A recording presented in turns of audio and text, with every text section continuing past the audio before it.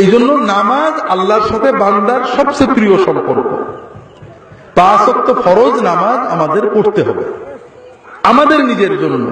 ওয়াসামাত শাহরাহা, এবং রমজানের শুধু রমজানের ফরজ রোজাটা রাখবে, নফল রোজা জরুরি নয়। কয়টা গেল? 3 নম্বর। এখানেই গোলমাল। বলছি না, একটা রোগ থেকে মুক্ত হতে পারলেই মেয়েদের জন্য জান্নাত সহজ। ও আতাআত বালাহা,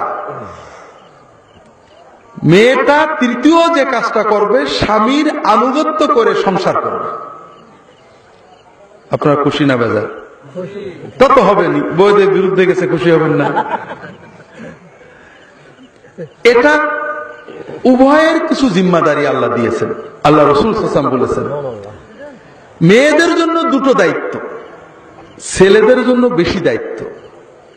এখানে মূল থিম হলো, আমরা অনেকে মনে করি পুরুষ মসজিদে আল্লাহর জিকির করে, টাকা পয়সা দেয়, মাশাআল্লাহ তাহাজ্জুদ পড়ে, অনেক ইবাদত করে, কিন্তু স্ত্রীর সাথে ঝগড়া করে, স্ত্রীকে গাল দেয়, মারু দেয়।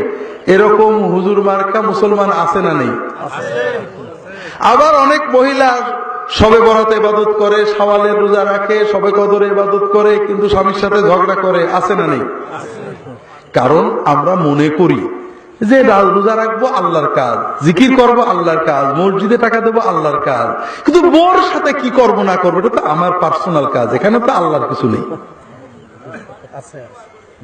বউ মনে করে যে ফকির খাওয়াবো আল্লাহর কাজ, তাসবিহ তাহলিল করবো আল্লাহর কাজ, শবে বরাত করবো আল্লাহর কাজ, স্বামীর সাথে কি করি না করি তো আমার কাজ, এখানে তো আল্লাহর কিছু নেই।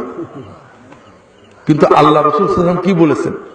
সংক্ষেপ যেটা বলেছে সেটা হলো এই, যে একজন মহিলার জন্য শবে বরাত করা, শবে কদর করা, শাওয়ালের রোজা রাখার চেয়ে স্বামীর জন্য কষ্ট করা, স্বামীর সাথে হাসি মশকরা করা, স্বামীকে সময় দেওয়া অনেক বেশি সওয়াব এবং বরকতের কাজ।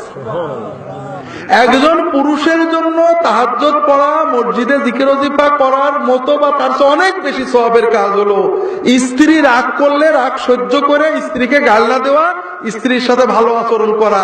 আপনি মসজিদে টাকা দিলে যে সওয়াব পাবেন, স্ত্রীর জন্য আইসক্রিম কিনে আনলে তার চেয়ে বেশি সওয়াব পাবেন। আমি বানিয়ে বলছি না, আমি সহিহ হাদিসের আলোকেই বলছি। কিন্তু সমস্যা থেকে গেল, হুজুরের টাকার কথা বললে, মসজিদের টাকার কথা বললে আমাদের কিছু ভাগ হয়, কিন্তু আপনার বউয়ের আইসক্রিম কেনার কথা বললে আমার তো ভাগ দেবেন না। কিন্তু রাসূলুল্লাহ সাল্লাল্লাহু আলাইহি ওয়াসাল্লাম হাদিসে আসছে, তুমি 1 টাকা আল্লাহর রাস্তায় ব্যয় করবে, 1 টাকা গরিব মিসকিনের দেবে, 1 টাকা ফ্যামিলির জন্য ব্যয় করবে, বেশি সওয়াব পাবে যেটা ফ্যামিলির জন্য ব্যয় করবে। আমরা আল্লাহর দ্বীনকে বুঝতে পারিনি। স্ত্রীর প্রতি দায়িত্ব 2টো। 1 নম্বর হলো যে সেবা স্বামী স্ত্রী ছাড়া আর কারো থেকে নিতে পারেন না, শরীয়ত বৈধ করে না, এই রকম সেবা স্বামীর দরকার হলে স্ত্রী তা করবেন। স্বামীর আনুগত্য করা এক্ষেত্রে ওয়াজিব। যদি ওজর ছাড়া স্বামীর কথা না শোনেন, আল্লাহর ফেরেশতারা লানত করবে। কথা কি বুঝতে পারছেন?